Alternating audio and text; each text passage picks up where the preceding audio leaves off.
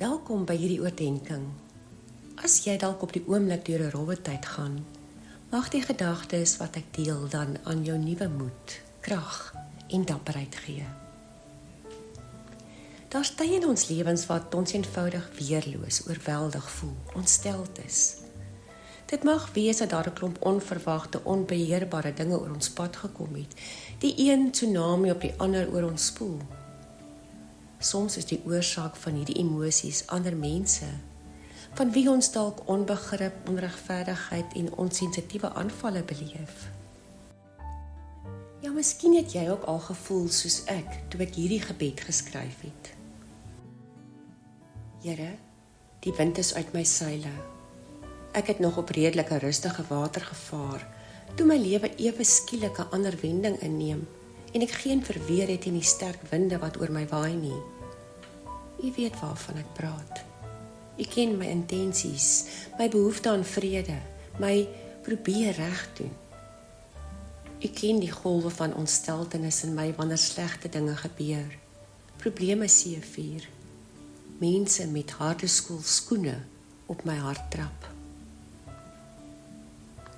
As jy sulke tye beleef, is daar een toevlug wat jy kan neem, een ruimte waar jy skansloos veilig kan voel, weer moed kan kry om die lewe met dapperheid te hanteer en die wete dat jy nooit alleen in enige situasie is nie.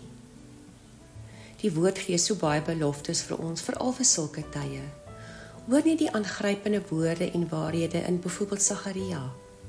Ek pas dit 'n bietjie aan om dit meer persoonlik te maak. Hoofstuk 2 vers 2 lees. Die Here sê, ek sal jou beskerm. Ek sal vir jou soos 'n vuur wees wat om jou gebou is. Binne in die stad sal jy weet dat ek daar is. Hulle sal weet dat ek groot en sterk is. Hoofstuk 2 vers 8. Hy, die Here sê, jy is my oogappel. Van al die dinge wat ek het, is jy die kosbaarste. Wie aan jou vat, vat aan wat vir my belangrik is.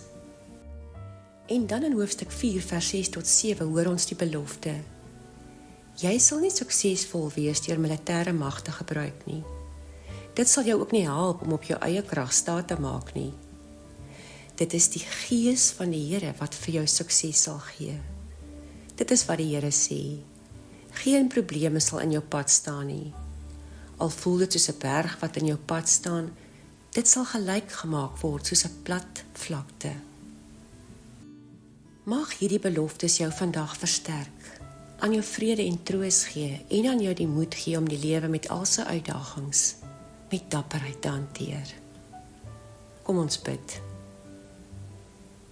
Here, hou my asseblief vandag vir 'n paar oomblikke teen u bors vas, sodat ek die gerusheid van u hartklop kan beleef, weg kan kruip in die omarming van u genade en gerusheid en vrede kan vind dat u my nooit alleen sal los nie. Gee asseblief aan my die onderskeidingsvermoë om te weet wat regtig belangrik is, die wysheid om te weet wat om te doen, en die diep wete en vrede dat u my deur alles sal lei, my veilig sal hou, en dat u my liefhet, soos u oogappel. Amen.